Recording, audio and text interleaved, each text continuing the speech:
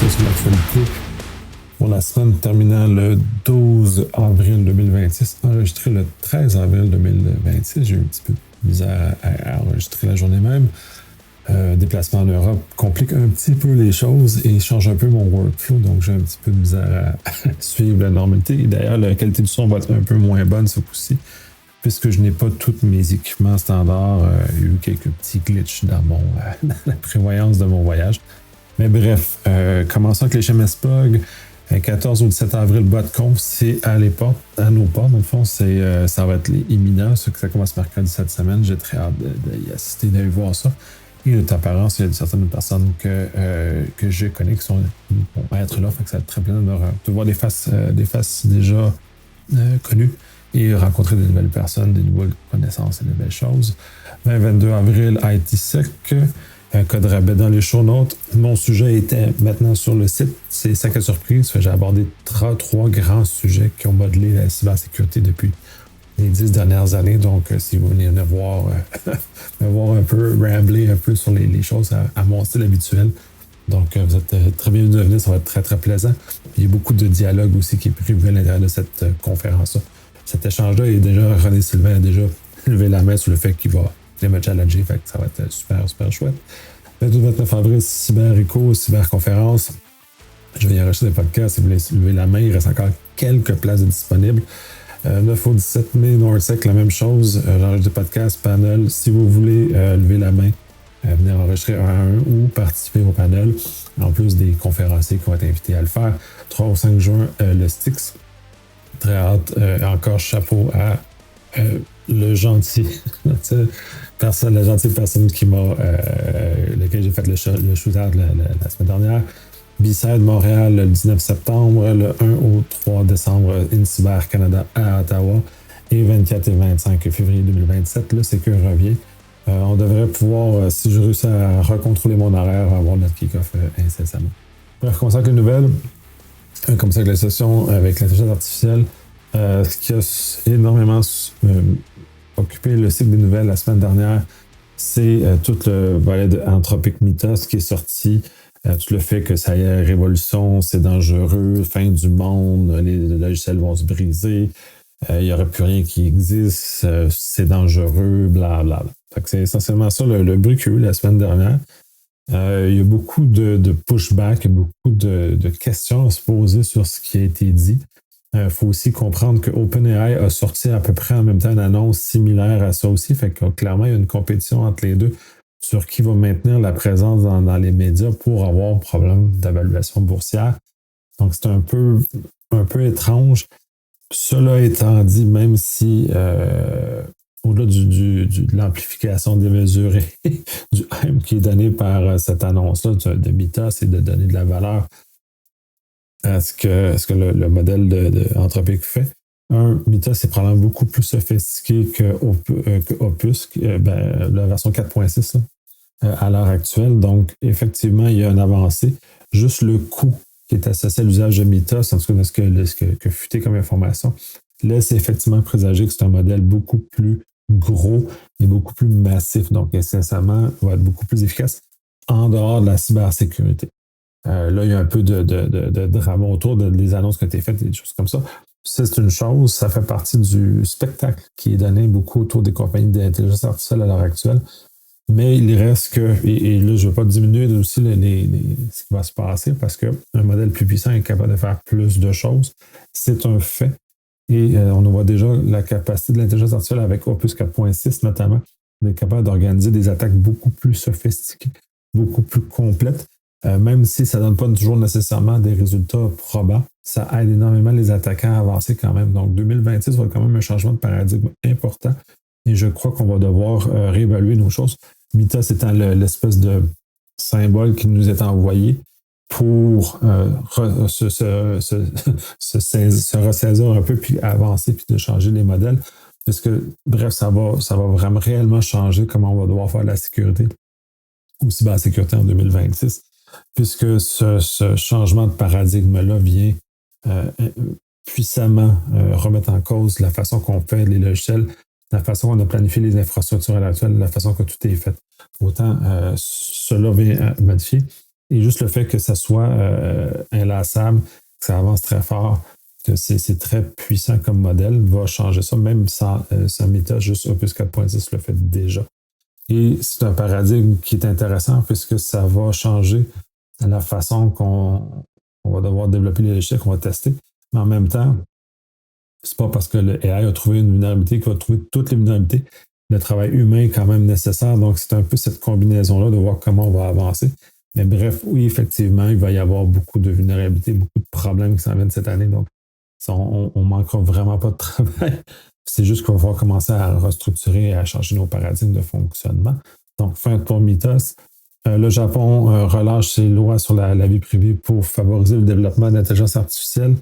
C'est un peu troublant, d'ailleurs, les élargissements qu'ils donnent, essentiellement, donnent des passe-droits à beaucoup de compagnies AI et d'usage de façon non contrôlée d'informations personnelles. Donc, c'est un peu troublant dans un contexte où on essaie de se battre ici, ou du moins en Occident en général, d'aller beaucoup plus se défendre et protéger la vie privée. Fait que c'est un paradoxe qu'on voit là. Mais j'ai l'impression que d'autres pays vont succomber à cette pression-là, de par l'impression que l'intelligence artificielle va être la chose d'avenir essentiellement.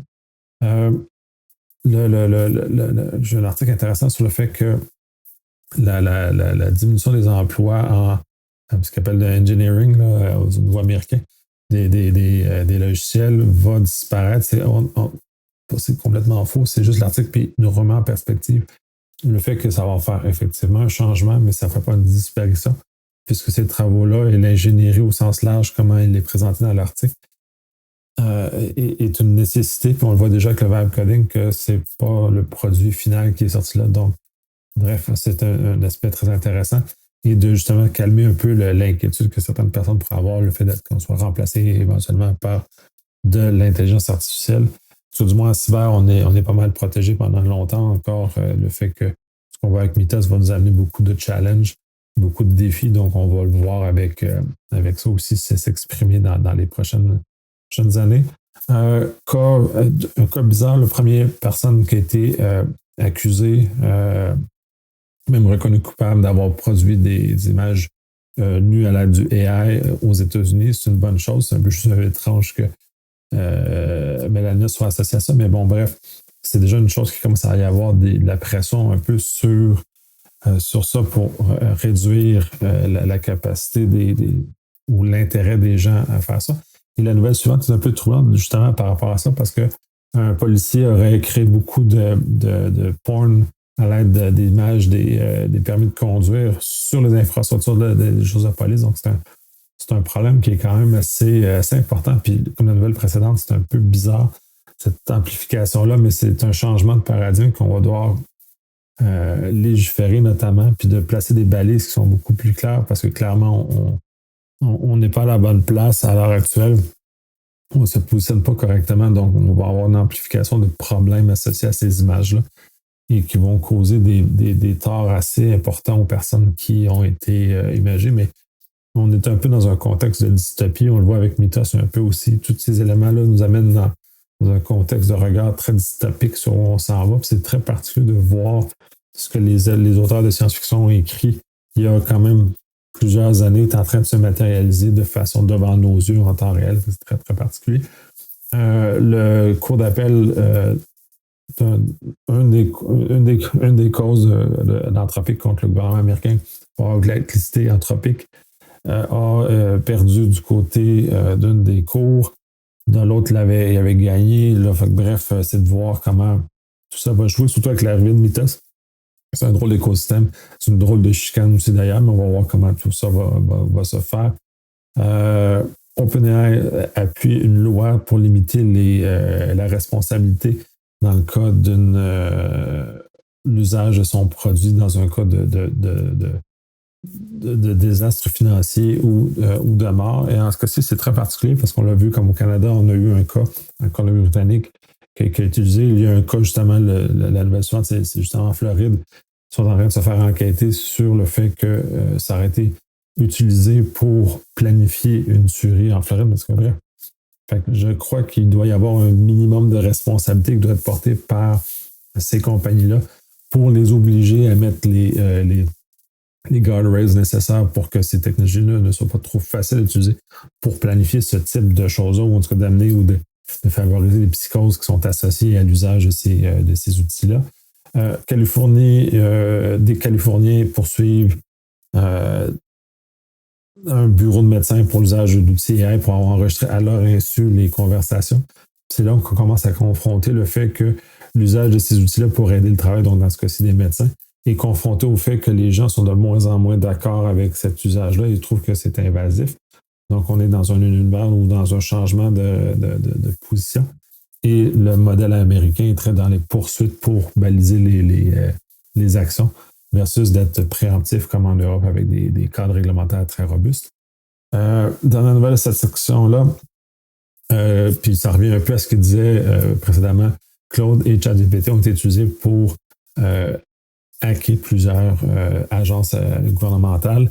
Et ça revient au fait que c'est des outils qui vont aider les attaquants, même dans l'état actuel des choses, puis leur permet ou multiplier leurs capacités qui dépassent largement ce qu'on a à l'heure actuelle. Donc, c'est ce changement de paradigme-là qu'il va falloir qu'on fasse et que les défenseurs arrêtent de se mettre la tête dans le sable et qu'on avance réellement avec ça. La section suivante, la guerre. Deux petites nouvelles. L'Iran hack beaucoup les systèmes de base, l'eau, énergie, et ainsi de suite. Donc, tout ce qui est OT est très vulnérable. J'ai déjà enregistré un épisode super trippant avec un dude chez Google qui va sortir justement, en tout cas, incessamment, parce que je pense que je ne l'attendrai pas parce que son contenu est vraiment, vraiment très, très cher. Fait qu'on on va sortir ça. Mais effectivement, on a un problème parce que ces infrastructures-là sont mal protégées et insuffisamment protégées pour se prémunir contre des attaques qu'on va voir là. Et on rajoute du AI là-dedans. Là, c'est le fiasco qui est quand même attendu. Fait qu'on va voir ce que ça va faire. Il y a beaucoup moins de scrupules maintenant depuis que le gouvernement américain attaque de façon non autorisée, si on veut, l'Iran.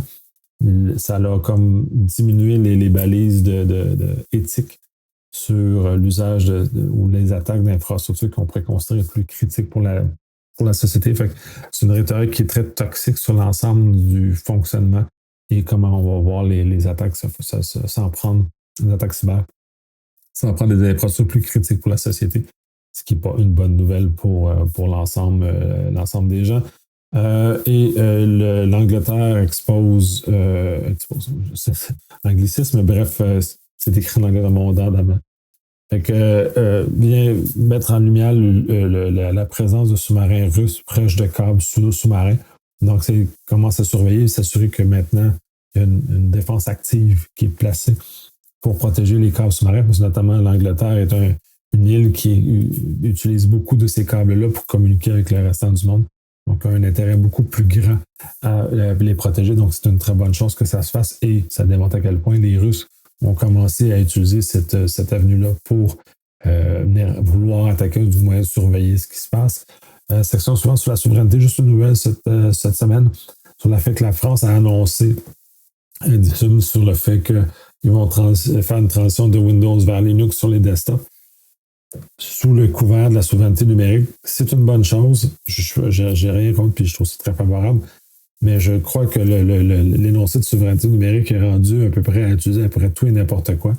Le fait d'utiliser Linux ne prétend pas la souveraineté pour autant. Donc, il faut voir comment tout ça se matérialise dans le grand ensemble. Mais c'est un geste de réflexion qui est très important et très, très pertinent d'avoir. Et justement, de ramener cette réflexion-là de l'avant-plan. Mais peut-être, on le voit aussi au Canada notamment, l'usage un peu exagéré de la souveraineté pour justifier des choses. Je pense qu'on aurait besoin d'un peu plus de nuances, un peu plus d'approfondissement dans ça. Puis d'ailleurs, ça fait écho avec le podcast que j'ai eu avec René Sylvain qui va sortir en même temps que sa conférence du Secure au mois de mai, dans lequel justement je fais un petit débat là, sur la souveraineté parce que c'est la nature de son sujet à ce moment-là. Donc, il faut faire peut-être pas jeter le bébé avec l'eau du bain, mais être beaucoup plus nuancé que ça. Mais bon, bref, c'est mon take. Section suivante, privacy. Quelques petites nouvelles intéressantes de ce côté-là. Puis là, ça se recoupe aussi avec le IA, tout ça. Puis j'ai un peu de misère à séparer ça. Il y a une raison pourquoi je ramasse la plupart des nouvelles qui touchent l'IA dans la bloc IA. parce que en tout cas, là encore, énormément de visibilité tant que l'IA va être aussi présent que ça dans l'univers. Je vais mettre ça comme ça. Éventuellement, je vais commencer à descendre les nouvelles IA dans des sections spécifiques qui sont plus relatives à des concepts. En tout cas, bref. La première, c'est pourquoi on ne peut pas faire confiance à la section Privacy and Security dans macOS. Je trouve ça très intéressant parce que la démonstration qui est faite est exactement ce que j'ai vécu. C'est-à-dire que dans le panneau de configuration, qui spécifie si le logiciel a accès ou pas à certains volets, à certains dossiers ou à certaines fonctions contrôlées par le TCC, l'affichage n'est pas égal à l'accès réel. Donc, il est possible que ça affiche que ça n'a pas accès puis ça a accès et vice-versa. J'ai rencontré des problèmes similaires comme ça. Fait qu'il y a comme un bug entre l'accès effectif et l'affichage de ce qu'il a. Puis ça, je ne sais pas si dans les dernières versions de macOS c'est réglé, mais ça a été un des problèmes dans plusieurs versions précédentes où il y avait une différence entre l'accès effectif et l'accès présenté par rapport à ça. Fait que c'est très particulier. Je pense qu'il manque un peu de maturité sur cet aspect-là du macOS. Mais bref, j'espère que ça va s'améliorer avec les années. Le gouvernement américain essaie de forcer Reddit de donner les identités des critiques de ICE.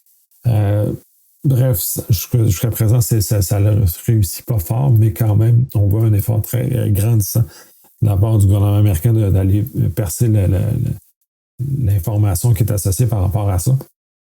Là, sur lequel Reddit refuse.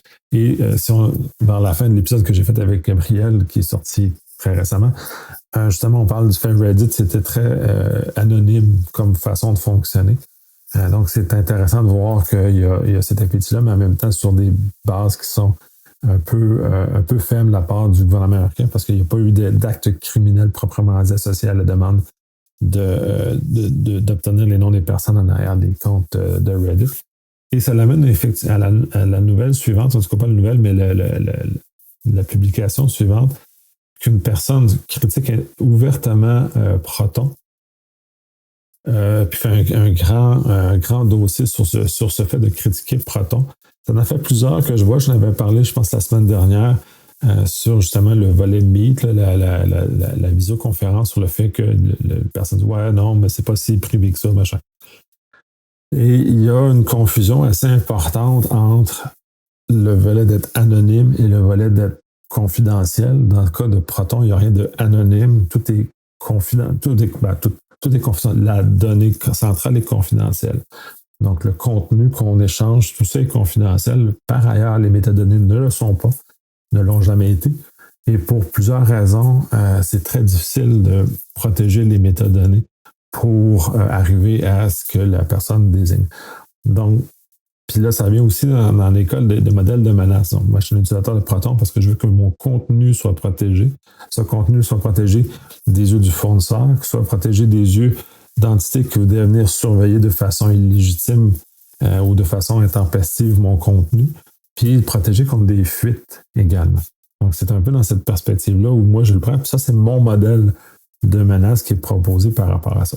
Si on prend le modèle qui est pris dans la publication de la personne, ça vient changer un peu la donne. Effectivement, si on est un journaliste en zone de guerre, il y a d'autres défis à avoir et si on doit être anonyme en plus d'être confidentiel, bien là, à ce moment-là, on est dans un autre modèle de menace, donc il faut changer sa structure.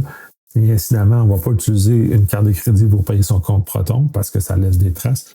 Et quand on va se brancher dans le service de Proton, on va utiliser quelque chose qui nous a rendu anonyme avant, notamment Tor, par exemple, justement pour que les adresses IP soient visibles. Mais il faut, puis peut-être c'est là où le seul élément où je suis en accord avec la personne, c'est que le marketing tend à laisser croire que c'est plus que qu'est-ce que c'est vraiment. Ça, c'est un fait.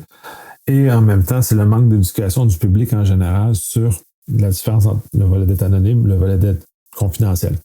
Donc, de cette distinction-là et de savoir ce que les gens ont besoin aussi. On en a parlé dans le podcast à Clore avec Guillaume Ross notamment, où notre profil de menace se situe. Et à ce moment-là, Clore vient définir un profil qui est fait pour les personnes de grand public, les personnes générales. Donc, ça vient définir ce paramètre-là. Est-ce que, puis dans les conversations qu'il y a eu sur LinkedIn notamment, il y a des personnes qui soulèvent des points qui, somme toute, sont pas relatives à la portée de Hackler, parce qu'Hackler définit un profil d'une personne qui est peu ciblé par le crime organisé ou peu ciblé par des acteurs étatiques, donc essentiellement mes parents, ou la plupart des parents de la plupart des gens. Donc, on est dans ce contexte-là. Fait, dans ce contexte-là, effectivement, c'est pas ça, mais ces personnes-là, en même temps, ne savent pas ou ils pensent à tort qu'ils sont anonymes. Sur ça, sur Internet, l'anonymité a disparu depuis déjà un bout de temps. Fait que c'est un peu cet étrange-là. Je trouve un peu particulier d'aborder de cette façon-là. Mais en même temps, ça vient juste déclarer. Le seul élément que je partage, ça déclare le bluff marketing. Mais en même temps, le bluff marketing, Mythos, ça en est. On est dans un univers de bluff marketing où ça sert les intérêts de la compagnie et c'est pas tout à fait associé à la réalité. Donc, on est dans un univers qui est rendu énormément comme ça. Est-ce qu'on devrait avoir des lois ou des règles pour faire ça? Probablement.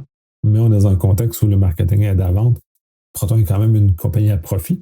C'est dans leur objectif d'augmenter leur portée le plus loin possible et d'assurer de protéger les choses adéquatement. Bref, je trouve ça un peu étrange, cette façon-là d'aborder la situation. Et de toute façon, Proton a déjà donné des informations sur les cartes de crédit, les adresses IP, ce qui est à leur disposition, mais ne permet pas de fournir plus. Comme Apple, tout le contenu est chiffré, donc vous ne pouvez pas fournir plus que les métadonnées autour. Et là, si vous avez vraiment peur des métadonnées, mais là, c'est à vous de prendre un modèle et à utiliser des systèmes autres que Proton essentiellement pour protéger vos métadonnées ou utiliser Proton de façon à ce que vos métadonnées ne soient pas exposées à Proton et que Proton ne soit pas dans l'obligation de fournir ce genre de choses. En fait, c'est des drôles de débats. En tout cas, bref, je trouve ça un peu particulier.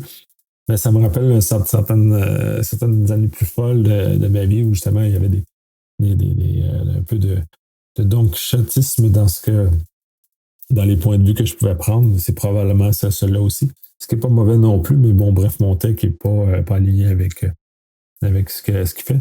Dernier point de cette section-là, puis c'est intéressant aussi, puis ça revient un peu dans le fait de qu'est-ce qu'on présume comme étant protégé. Le FBI a été capable d'extraire les messages signal d'un téléphone, d'un iPhone, puisque la base de données de notification qui est maintenue localement sur l'appareil contient tous les messages qui sont les messages reçus, pas les messages envoyés, on s'entend, qui sont sur le téléphone. Donc, ça fait partie des métadonnées qui sont disponibles aux forces de l'ordre quand on fait des analyses forensiques. Et c'est intéressant parce que c'est des métadonnées et pas les données elles-mêmes, même si dans ce cas-ci, dans les métadonnées, il y avait le message qui était inclus. Ça demeure dans un contexte, la notification est une métadonnée proprement dite, donc elle n'est pas suffisamment protégée. Et vous seriez surpris à quel point les informations dans votre Windows, votre Mac, même dans votre Linux, permettent de décrire énormément d'actions de tout ce fonctionnement-là. Et le iPhone n'est pas, ou Android aussi également, n'est pas absent de ces traces-là qui sont laissées par le fonctionnement normal du système. Et c'est essentiellement ça qu'en recherche forensique, notamment du côté informatique, on va aller chercher toutes ces traces-là et de réussir à compter une histoire à partir de ces traces-là qu'on retrouve sur ces appareils-là. Donc, si vous faites des gestes illégaux, sachez que notre AppSec est très important. Puis Proton, si on prend l'exemple, Proton n'est pas suffisant pour protéger le volet anonyme de l'attaque. Et même encore là, dans un volet anonyme ou même protection, s'ils viennent attaquer votre téléphone et l'application Proton est installée sur votre téléphone, ils sont capables de l'ouvrir, ils vont être capables d'accéder à vos courriels. Fait que il faut le regarder sous cette perspective-là, mais dans l'ensemble, il faut établir son modèle de menace. Et à moins d'être un journaliste en zone de guerre, je pense que pour la plupart des gens, on n'a pas de temps à s'inquiéter de ça. Sinon, vous avez posé un geste illégal de toute façon, rendu là, que l'accès forensique a permis d'accéder à ça et donc de mener à une accusation ou une conviction, c'est le terme anglais. Et dans le fond, le fonctionnement normal de la loi, et donc, il faut mesurer cet aspect-là aussi. Là. Bref. Section sur justement la loi. Apple continue à faire son rollout de vérification d'âge. En plus de UK, il y a la Corée du Sud et Singapour. C'est des nations que ces pays-là exigent de plus en plus de faire ce processus-là. C'est un peu dystopienne, mais bon, bref, on est rendu dans cet univers-là où clairement il va falloir qu'on mette des contrôles sur les appareils. Il y a du bon et du mauvais, du moins bon dans ça. On met dans les mains d'une compagnie privée des capacités normalement régaliennes et déjà que dans certains cas, on n'a pas nécessairement confiance à la capacité régalienne. Donc, on a un peu un défi. de ce côté-là. La Grèce vient d'emboîter le pas sur le fait de bannir les médias sociaux, dans ce cas-ci pour les enfants de moins de 15 ans. Donc, c'est un autre pays qui s'ajoute. Le Canada est également en train d'évaluer ça. C'est une drôle d'approche de bannir ça. Je suis pas contre. Je suis très favorable à ce que l'usage des. Avec l'idée que l'usage des médias sociaux est toxique pour les adolescents ou les jeunes enfants. Ça, il n'y a pas de défi sur cet aspect-là des choses. Par ailleurs, le fait de le bannir de cette façon-là est un peu particulier. Je crois aussi qu'il y a peut-être un fait, puis on regarde le procès aux États-Unis qui a été gagné, notamment, ou en tout cas perdu par Meta, sur le fait du côté addictif. Donc, il y a peut-être des aspects à regarder qui sont peut-être un peu moins comme ça. Puis, je ne sais pas comment les enfants, parce que vont communiquer, ou leur façon de communiquer à travers ces univers-là, comment ça va se créer, comment leur univers social va se créer. Je ne pense pas que c'est juste en bannissant les médias sociaux qu'on va arriver à résoudre le vrai problème de ce côté-là, mais bref, je ne m'y connais pas assez. Donc, je suis un peu perplexe. Je suis d'accord avec l'idée de bloquer l'accès, mais sauf que les enfants en situation, ils vont trouver d'autres stratégies. Donc, je suis un peu mitigé par rapport à ça. Puis, bref. Google réaffirme sa volonté de protéger les enfants. Essentiellement, ce qui est arrivé, c'est qu'il y a eu une loi, ou en tout cas une capacité des lois européennes qui est échue, et celle qui est dans le fond le CISAM, qui permet ou autorise les grands fournisseurs à scanner le contenu pour repérer des images de pornographie juvénile, ce qui est une bonne chose. Je ne sais pas ce qui s'est passé en Europe, mais bref, dans la réflexion, je n'ai pas lu attentivement la raison pourquoi cet aspect-là a échu. Il n'a pas été renouvelé, donc laisser les choses. Le Google l'affirme comme ça. C'est sûr que ça fait du virtual signaling, mais en même temps, c'est de voir. Et puis, toutes ces stratégies-là pour lutter contre la pornographie juvénile est, ma foi, mal foutues, parce que je ne suis pas sûr que les résultats sont effectivement concluants. Et il faudrait peut-être trouver une meilleure façon d'arriver à justement protéger réellement les enfants. Puis comment on le fait? Il y a comme une réflexion très profonde à avoir sur la société, et je ne vois pas une façon encore profonde d'arriver avec ça, autant au niveau légal, autant au niveau technologique. Ça.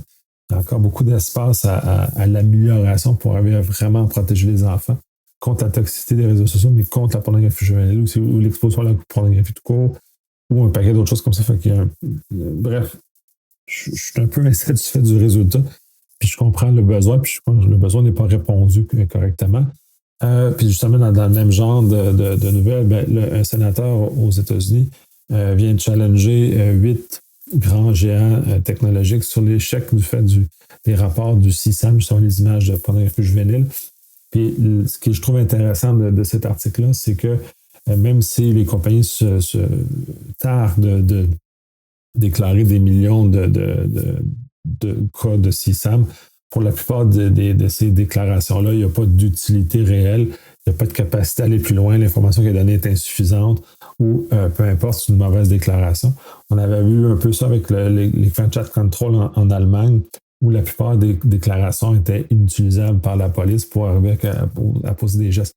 Fait qu'on est encore dans un contexte où on met des mesures en place, on fait de la conformité, mais qui n'arrive pas au fait de régler le problème essentiel, donc la pornographie juvénile dans ce cas-ci, ou de l'endiguer de façon à limiter, être capable d'agir. Donc, on est dans des efforts technologiques qui ne donnent pas les résultats voulus, et on fait juste cocher une case de conformité de ce que l'article semble vouloir pointer. Que même si les compagnies déclarent, c'est d'aucune utilité pour arriver ça, ou c'est des déclarations qui sont des faux positifs, donc on fait des mauvaises déclarations. Donc, on est un peu dans un contexte où il y aurait place à l'amélioration, mais je ne vois pas dans l'espace actuel comment on pourrait améliorer ça efficacement. Et d'arriver encore une fois, puis je suis encore dans le contexte, ça m'achale beaucoup, qu'on ne soit pas capable de mieux protéger les enfants que ça, et qu'on soit coincé encore des moyens crus et peu efficaces comme ça dans nos choses, ou à l'inverse, puis comme la nouvelle suivante le dit, où Wisconsin, ils ont bloqué une loi. Le titre est très drôle, c'est-à-dire que les gens du Wisconsin ne vont pas continuer à écouter de la porn parce que sur la vérification d'âge a été bloquée par le gouverneur. Mais l'essentiel là-dedans de cette nouvelle-là, puis c'est intéressant, c'est que le gouverneur a bloqué la loi parce qu'elle était beaucoup trop invasive au niveau de la vie privée. Fait qu'on est toujours en train d'essayer de balancer les deux, comment protéger les enfants, comment arriver à un résultat qui, justement, nous place à l'endroit qu'on veut vraiment. C'est ça, les lois doivent représenter les valeurs de la société. Puis effectivement, on doit protéger les enfants parce que ça crée des problèmes, ça crée un problème de perception comment l'univers, bref, tout ça. Et on n'arrive pas à mettre des choses en place qui fonctionnent, peut-être parce que manque de littératie numérique de la part des législateurs, peut-être, c'est pas, c'est très particulier de ce côté-là, mais c'est peut-être pas juste des législateurs, parce que la nouvelle suivante, c'est à travers la blog de Schnauer, puis il dit que c'est très inquiétant qu'il reprend une autre nouvelle. C'est qu'il y a eu un jugement au Nouveau-Mexique qui, justement, sur Meta, qui est contre l'usage de la crypto bout-en-bout, puis c'est essentiellement le fait que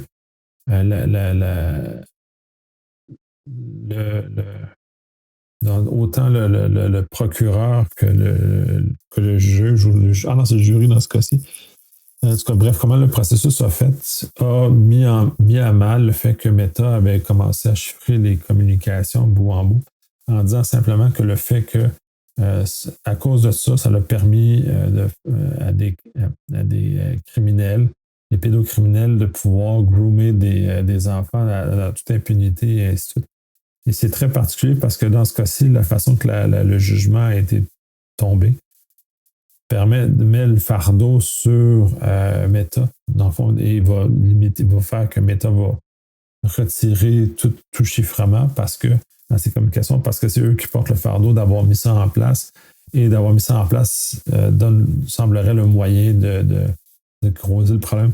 Fait que c'est quand même encore là, on est encore dans un espace où on est en train de nuire au plus grand nombre en essayant de protéger un petit nombre et de façon clairement inefficace en plus de régler ça. Donc encore là, on est encore dans un univers où on n'a pas une littératie numérique suffisamment grande pour nous aider à avoir des moyens efficaces. Je pense que c'est peut-être un peu de notre ressort d'aller aider nos législateurs d'avoir cette littératie-là et d'augmenter notre capacité de regarder et d'aller plus loin, justement pour analyser, puis d'arriver avec des lois et des contrôles et des espaces qui nous permettent de protéger adéquatement les enfants, les personnes vulnérables au sens large, parce que pas juste les enfants, mais il y a d'autres volets qui sont importants d'être protégés, que l'État a le rôle de protecteur de ses citoyens contre l'abus d'autres citoyens ou de personnes malveillantes. Donc, un but de stabilité sociale. Et dans ce cas-ci, je pense qu'on n'y arrive pas. On n'a pas assez d'imagination pour trouver la bonne façon de le régler efficacement, technologiquement et avec les lois. Mais bref, j'aimerais vous entendre là-dessus. Puis là, je parle beaucoup là-dessus, je ramble beaucoup là-dessus parce que ça m'achale énormément. Cette incapacité-là à avoir un résultat concret sur un problème réel et de toujours ces petits ratés-là autour qui nous placent dans des situations très, très précaires. Bref, LinkedIn, j'avais parlé la semaine dernière, le fait que le BrowserGate, le fait que LinkedIn scanne les plugins des utilisateurs. Et là, j'ai une nouvelle beaucoup plus complète, puis c'est Ars Technica qui l'a, puis justement, je trouvais que c'était louche comme énoncé. C'est des groupes particuliers qui poursuivent. Il semblerait que ces groupes-là qui poursuivent sont associés à un groupe qui développe un plugin qui sert justement à vider les bases de données de LinkedIn de son information que LinkedIn bloque. Donc, c'est une espèce de situation comme ça où c'est l'usage d'une communication publique pour essayer de justifier un comportement toxique. Selon l'analyse des journalistes, en l'occurrence, puis dans laquelle j'ai tendance, la nouvelle est beaucoup plus claire. Donc, c'est un peu intéressant de voir comment tout ça se matérialise. Mais il demeure que l'usage de LinkedIn, je disais dans l'ensemble, si vous espérez de la vie privée, n'utilisez pas LinkedIn, là, sérieusement. Là, c'est comme Facebook, c'est comme TikTok. Toutes ces plateformes-là sont reconnues pour faire un usage très extensif des informations à leur disposition, les croiser avec des data brokers et ainsi de suite. Donc, bref. Rendu là, c'est une drôle de situation, puis c'est un peu ce que j'avais mentionné la semaine dernière, mais dans ce cas-ci, là, c'est beaucoup plus clair que c'est comme un agencement avec beaucoup de travail de recherche. Puis c'est pour ça que j'aime. Et je paye d'ailleurs également la plupart des outlets que je consomme pour le podcast. Je suis abonné à leur site justement pour contribuer à l'effort journalistique qui est beaucoup plus fort que le mien d'ailleurs, en l'occurrence, et sur lequel je m'appuie énormément pour créer ce contenu que je vous partage. Dans la nouvelle de cette section-là, le gouvernement anglais veut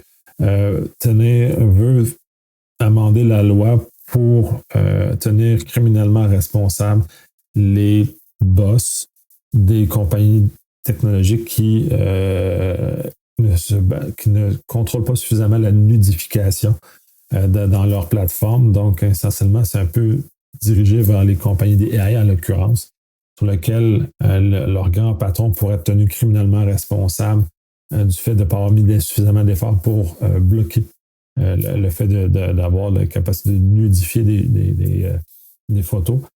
Essentiellement, c'est dirigé vers Grok. Là. On ne se cachera pas là-dessus sur le fait que ce que ça l'a fait, le fiasco que ça l'a généré a amené cet intérêt-là. Et ça ressemble un peu à ce que Sarbanes-Oxley a amené dans la législation américaine suite au scandale d'Enron, où le fait que maintenant, ils tiennent criminellement responsables les hauts dirigeants quand il y a des fausses déclarations qui sont faites. Donc, en mettant la pression comme ça, je crois que ça va avoir l'effet réel. Dans le cas d'Elon Musk, je pense qu'il va toujours être aussi arrogant. Ça ne changera pas sa position, mais ça risque de changer un peu la donne sur comment les choses sont abordées et comment ces gens-là vont devenir responsables des gestes qu'ils posent et ne plus juste être fermer les yeux et laisser passer. Bref, section suivante, rouge, Quantum. Ce qui arrive, ce qui n'est pas beaucoup passé dans la nouvelle, c'est que Google a devancé la date de mise en application des algos protégés efficaces contre le Quantum. Cloudflare a fait la même chose.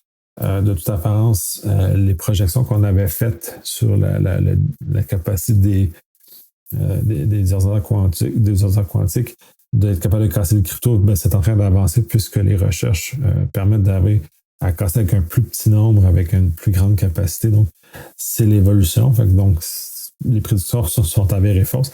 Par ailleurs, il ne faut pas s'énerver aussi avec ça. Même si le timeline avance, oui, il faut changer rapidement les algos, il faut s'assurer que tout résiste. Par ailleurs, il faut considérer aussi que si on a de l'information qui n'a pas une longue durée de vie, c'est pas très grave encore dans des vieux algos qui n'ont pas de valeur tangible qui dure dans le temps, par exemple. Et il faut s'assurer aussi qu'il faut qu'on ait des communications qui valent la peine parce que même si la capacité technique va être accessible à un coût qui va tendre à réduire, le nombre d'ordinateurs quantiques est assez limité. Leur usage est encore très, très, très élevé. Donc, ça serait étonnant que la communication avec votre famille soit visée par ça. Par ailleurs, là, c'est plus pour les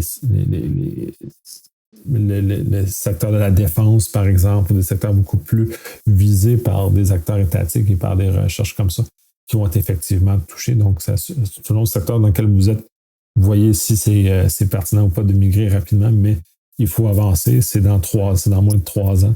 Donc, il faut avancer très, très vite et de placer comme ça parce que les choses arrivent, les choses vont se passer. Un chercheur malheureux a fait fuir Bluehammer, qui est un 0.10 sur Windows. Selon l'article, le chercheur aurait été désabusé de la relation qu'il y avait avec Microsoft. Fait qu'on retourne un peu dans les contextes de discussion un peu les années 2000 avec la déclaration responsable est devenu comme étant le modèle à utiliser puis que les compagnies se sont organisées. On est en train de revenir en arrière sur cette relation-là harmonieuse qu'il y avait entre les chercheurs et les grandes compagnies. On met dans le mix un peu de AI aussi, fait qu'on est un peu particulier par rapport à cette situation-là. Fait que bref, mais le mood change, le stress augmente, les gens sont plus crispés. Et on voit clairement dans cet exemple-là que le crispage est en expression. Fait que c'est un peu étonnant. C'est un peu malheureux de voir ça retourner comme ça parce que cette harmonie-là permettait une forme de stabilité et de prévisibilité, notamment pour les entreprises. Ce qu'on est en train de faire à l'heure actuelle, Et dans un contexte où le niveau de qualité sécurité chez Microsoft a tendance à avoir diminué dans les dernières années, malheureusement, probablement par un épuisement. Avec le temps, autant ils ont redressé, puis les débuts des années 2000, c'était excellent. Puis c'était même un leader dans le milieu, autant il y a comme une réduction. Il y a des efforts, probablement parce qu'avec le temps, le fait qu'il n'y ait pas d'événements donne l'impression que tout va bien. On réduit les efforts jusqu'à temps que ça se repasse mal. J'ai l'impression qu'on est dans un cycle là, qui est un cycle normal, si on veut, et qu'ils vont se ressaisir éventuellement et revenir à une posture plus intéressante, comme c'était le cas au début des années 2000. Le FBI parle de pertes par le cybercrime de 20 milliards en 2025, étant l'intelligence artificielle facilitant le travail, étant des multiplicateurs très puissants. Donc, augmente l'efficacité des fraudes classiques avec la fausses voix, fausses images, courriels mieux écrits, donc une meilleure capacité de manipuler les gens pour la fraude. Donc, les chiffres continuent à augmenter. Fait que c'est un peu tristement parce qu'on ne réussit pas à arriver à mettre des moyens techniques pour aider les gens. Et les gens continuent à se faire flouer de la même façon classique. Et le AI ne fait que les aider. Microsoft a coupé des comptes de plusieurs projets open source, notamment VeraCrypt, notamment WireGuard, de par probablement une incompréhension entre les projets open source et la façon que les comptes fonctionnent chez Microsoft. Ça a été réglé depuis, heureusement. Ça a fait beaucoup de bruit, mais le point, c'était vraiment juste de signaler le fait que c'est réglé maintenant. C'était pas le fait que Microsoft voulait se débarrasser de ses projets open source. Il y a plus un glitch de communication entre les parties. La nouvelle suivante, ransomware qui frappe les dossiers passés en Hollande. Le point là-dessus, puis c'est grave parce que ce qui est arrivé, c'est grave pour les Néerlandais, mais ce qui est grave dans tout ça, c'est que la centralisation des dossiers de santé peut causer ou amener cette problématique-là. Et au Québec, on est dans un mode où on est en train de justement sortir des projets de cette nature-là. Puis je vais laisser les débats de souveraineté à ceux qui veulent bien les avoir parce que c'est un sujet qui est particulier puis que pour plusieurs raisons, je ne veux pas toucher. Mais cependant, le fait que cette centralisation-là soit importante, j'espère que la sécurité qui a été mise en place a été conséquente. Je pense qu'on devrait s'y intéresser davantage qu'au niveau de la souveraineté, en l'occurrence, puisque si un problème comme a eu lieu en Hollande se produit au Québec, par exemple, notre système va être complètement brisé, puis on va avoir des conséquences très importantes.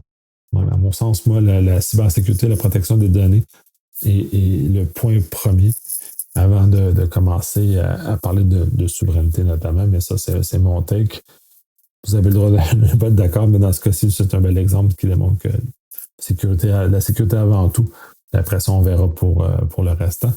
Dans la nouvelle de cette section-là, pourquoi les Mac, les attaques sur les Mac sont principalement faites sur social engineering. C'est très intéressant, ça décrit un peu les choses. C'est beaucoup du click fix que ça met. Puis d'ailleurs, il y a des correctifs qui ont été appliqués par Apple justement pour empêcher le copier-coller ou avertir les utilisateurs qu'il y a du copier-coller qui arrive, qui vont dans le terminal, justement, le type click fix. Il me semble que je n'ai pas vu ça sur Windows, mais ce serait bien que ça soit aussi présent sur Windows. Je sais que Objective-C aussi là, déployé dans ses outils qui mettent en place cette protection-là, justement, d'arriver à établir ça. Bref, protection, c'est pour ça que je l'ai sur les Mac, puis bon, bref, il faut tromper les utilisateurs davantage que des virus, c'est plus facile. La section suivante, bleue, là, justement, en parlant de Mac, LittleSnitch, c'est très pratique pour aussi ça. Maintenant, il y a une version pour Linux qui est gratuite essentiellement. Code propriétaire, mais gratuit. Il y a des limitations. C'est pas exactement le même fonctionnement que pour Mac. Pas aussi complet. Il ne protège pas autant la confidentialité qu'il va protéger d'autres aspects. Fait que très intéressant. Je trouve ça très chouette que ça se déplace. Donc, c'est un outil que j'adore sur Mac, donc j'utilise. Astral donne une explication de sa sécurité open source. Je ne suis pas un développeur, je ne suis pas capable d'en parler, mais dans la vague des différents supply chains qui ont été attaqués, c'est une très belle explication de choses à suivre. Je ne sais pas à quel point elle est complète ou pas, mais en apparence, elle m'apparaissait. Mon passé mon véhicule de développeur est suffisamment loin derrière, en tout cas du moins d'un point de vue entreprise, que je serais pas d'évaluer. Je me fie plus à mes amis de chez Boost Security pour avoir cette take-là, parce que je ne sais pas ça, mais ça allait lire, il y a quand même une tapance très bien montée. L'autre chose, static code, analyse de Kotlin, la même chose. Belle analyse de comment faire de l'analyse de code statique. C'est une stratégie qui est encore valide, même avec le fait du AI qui vit. Donc, cette place-là, elle est très, très pertinente et nous permet justement de contrôler des aspects très importants que le AI ne verra pas nécessairement et qui permet justement une stabilité très forte. Google déploie l'encryption bout en bout sur Gmail pour entreprise, sur les appareils mobiles. C'est une très bonne nouvelle d'avoir tout ça juste un bout en bout là, maintenant disponible directement sur ces appareils. Donc, ça simplifie un peu, au même titre qu'on l'a avec Proton, par exemple, fait qu'on est capable d'avoir une meilleure protection de notre contenu et qui rend justement, comme c'est bout en bout, Google ne voit pas en théorie le contenu de ce qu'on échange. La dernière nouvelle de cette section-là, un article qui explique un peu le triage des vulnérabilités qui sont reçues par notamment des projets open source et de voir comment les choix sont faits, comment c'est descendu. Et c'est intéressant de voir parce que puis là, on remonte à la personne de Microsoft qui a divulgué l'élément de Microsoft qui était fâché. C'est peut-être dans ces contextes-là où elle a divulgué quelque chose qui n'avait peut-être pas notamment la démonstration que c'était pertinent ou c'était pressant ou c'était quoi que ce soit.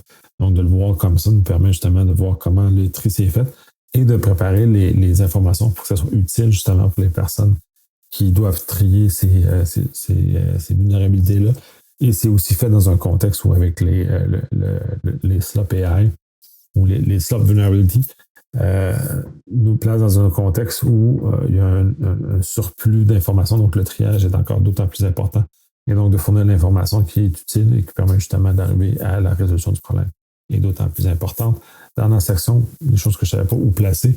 La première, c'est un père qui a été pris avec le support de Discord pour régler les problèmes du compte de sa fille qui s'est fait hacker. Là, il y a plusieurs éléments là-dedans. C'est un gros article. Je comprends l'objectif, mais pas de MFA sur le compte de l'adolescente. C'est un problème. Donc déjà là, c'est une chose. Puis là, aller réécouter les épisodes PME que j'avais enregistrés avec Julien, justement, qui aborde le fait que sur les médias sociaux, c'est très difficile de récupérer les comptes, puis l'usage de MFA est très important. Si vous avez des choses à dire aux adolescents, utilisez le MFA, ça leur aurait protégé essentiellement contre l'attaque qui a eu lieu là, parce qu'elle a cliqué sur un lien et elle s'est fait voler son compte. Essentiellement, l'autre élément là-dessus, c'est que le fait qu'elle ait menti sur son âge, puis ça, il ne faut pas se cacher, là, le fait les adolescents vont le faire, est un problème parce que là, c'est pas compté comme un compte adolescent, donc il n'y a pas la priorité de traitement comme un compte d'adolescent. Donc là, il y a toute cette situation-là qui est problématique. Et l'autre élément qui est troublant, c'est que Discord a un flag dans les données qui ont été là, qui indique justement que c'est un compte que Discord avait détecté, que c'était une adolescente qui était en arrière du compte. Donc, tout ça est particulier, mais ça l'amène toute la complexité de cet univers-là. Ça l'amène toute la nuance aussi de ce contexte-là. Effectivement, les jeunes vont essayer de tricher. Que quand ils trichent, ils jouent avec les règles des adultes, ils ne sont pas traités comme des adolescents. Que ces règles-là sont changées. Fait que ça ramène aussi au fait que les lois qui vont interdire l'accès aux jeunes. Et donc, tout ça dans le paysage est très complexe. Mais ce qui est à retenir de ce cas très spécifique-là, indiquez à vos adolescents d'utiliser le MFA sur toutes les plateformes qu'ils utilisent. Ça va les protéger contre beaucoup de problèmes. Ça va éviter des situations tristes comme celle-là ou dramatiques comme celle-là. Donc, c'est un peu l'essentiel. Puis le restant, c'est du cafouillage. Et bref, c'est aux États-Unis, fait que c'est comme ça. Et dernière nouvelle, Total, Meta retire les publicités des compagnies, des formes d'avocats qui veulent justement faire une poursuite contre Meta. C'est très drôle d'être jugé parti en l'occurrence et de voir à quel point ils font ce genre de manœuvre-là. C'est pas étonnant, c'est un moyen de protection de business, mais en même temps, il faut replacer Meta comme étant un marketplace ou un marché public. Fait que je pense que les lois mériteraient d'être adaptées à ce genre de situation-là. Bref, ça termine les nouvelles pour cette semaine. Modèle différent. De toute façon, le sujet de la semaine prochaine va être dans ce contexte-là aussi, là, probablement semi en voyage et tout et tout. Fait qu'il va falloir que j'organise mes choses différemment pour que ça soit plus ordonné que ça quand je suis dans le déplacement. Parce que j'ai vraiment beaucoup de déplacements d'ici juin. Bref, bonne semaine, puis écoute,